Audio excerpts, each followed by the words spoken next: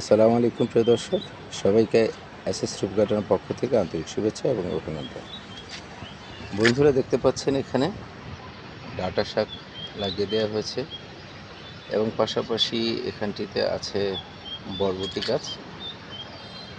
এই বরবটি গাছগুলো যেন উঠে আসতে পারে মাচার উপর, এই জন্য মাছের স্ট্রাকচার করা হয়েছে। এখানে আরও কিছু কাজ বাকি আছে এবং এই মাচাটির উচ্চতা দেওয়া হয়েছে 1.5 ফিটের মতো, অর্থাৎ নিচের যে ডাটা আছে ডাটাগুলো 1.5 ফিটের উচ্চতায় চলে আসলে এগুলো খাওয়ার জন্য পুরোপুরি উপযুক্ত হয়ে আসবে।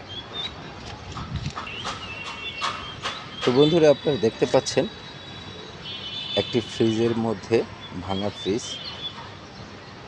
এগুলোকে সুন্দরভাবে ডেকোরেশন করে একটু সার, গোবর, মাটি এগুলো মিশ্রণ করে দিলেই আপনার চলে আসবে এরকম সুন্দর সুন্দর তাজা শাকসবজি। এখানে দেখতে পাচ্ছেন বন্ধুরা, এখানে আমি ক্যাপসিকাম লাগিয়ে দিয়েছি, ক্যাপসিকাম আসছে এখানটিতে এবং পাশাপাশি ডাঁটা শাক দেখতে পাচ্ছেন এবং বরবটি।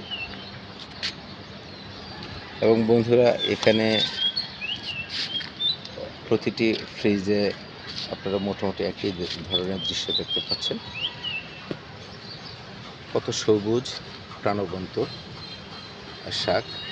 এবং আমার এই প্রতিটি ফ্রিজে একটি করে পেঁপের চারা লাগিয়ে দেওয়া আছে বন্ধুরা।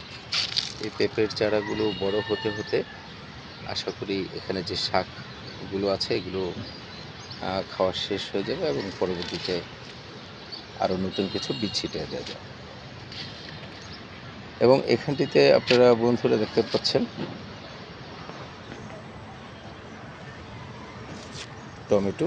বৈশাখ মাস এসে গেছে অলরেডি, বৈশাখ মাসের আজকে 3 তারিখ এবং আপনারা দেখতে পাচ্ছেন গ্রীষ্মকালে আমার গাছে পর্যাপ্ত টমেটো রয়েছে এবং এখানে পেকে আছে। কাঁচা পাকার একটি সুন্দর মনোরম দৃশ্য এখানে ফুটে উঠেছে। এবং এই পাশটিতে আপনারা দেখতে পাচ্ছেন বন্ধুরা, এখানে দেখাচ্ছে আপনাদের আরও কিছু নতুন টমেটো আসছে।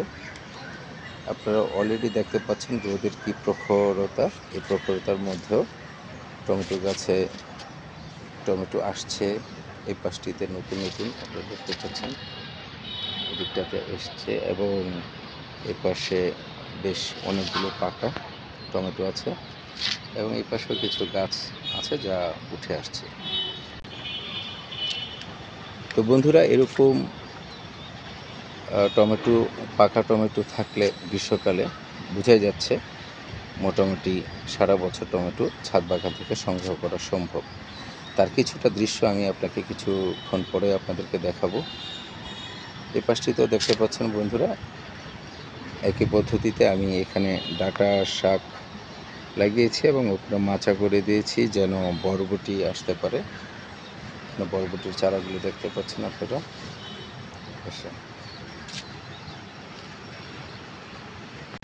এই ফ্রিজটিতে বন্ধুরা আপনারা দেখতে পাবেন বেশ কিছু শাক রয়েছে। এখানে এই শাকগুলো আপনারা দেখতে পাচ্ছেন, এগুলো গিমা শাক, যে শাক অনেক উপকার করে থাকে এবং এখানে এই শাকটিকে বলা হয় কচুয়া শাক।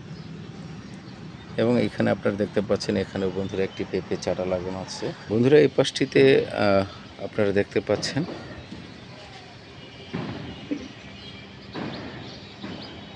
ডাঁটা শাক লাগানো আছে এবং নিচে পুদিনা দেখতে পাচ্ছেন, পুদিনা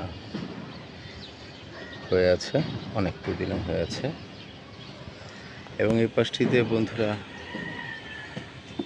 দেখুন আপনারা কাঁচা টমেটো রয়েছে এবং আপনারা দেখতে পাচ্ছেন এই পাশটিতেও বেশ পাকা টমেটো রয়েছে। এবং সবচেয়ে মজার বিষয় হচ্ছে বন্ধুরা, আপনারা দেখুন গাছটির দিকে তাকালে আপনারা বুঝতে পারছেন গাছটি প্রায় নিস্তেজ হয়ে গেছে, অর্থাৎ ফলগুলো পাকা পর্যন্ত হয়তো বা অপেক্ষা করবে এমন পরিস্থিতি সেখানে এই পাশটিতে আপনাদেরকে দেখাচ্ছি। এখানে নতুন করে গাছে টমেটো ফুল এসছে, নতুন ডাল ছাড়ছে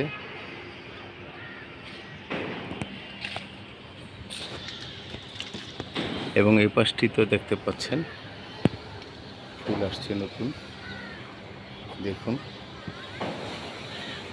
অলরেডি এই পাশের যে সেই লম্বা দূর পর্যন্ত দেখতে পাচ্ছেন সেই পর্যন্ত টমেটো গাছ, এবং এদিকটাতেও সেই লম্বা পর্যন্ত টমেটো গাছ।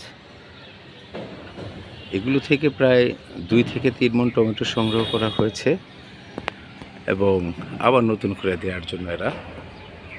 দেখতেই পাচ্ছেন বন্ধুরা কি সুন্দর ফুল, এবং সবগুলো ফুলই টমেটো হবে। এখন গ্রীষ্মকাল চলছে, বৈশাখ মাস এসে গেছে এবং এই অবস্থায় আপনারা দেখতে পাচ্ছেন এই টমেটো গাছগুলোতে ফুল আছে পাকা টমেটো, এবং দেখুন কাঁচা টমেটো রয়েছে, এগুলো পাকবে সামনে।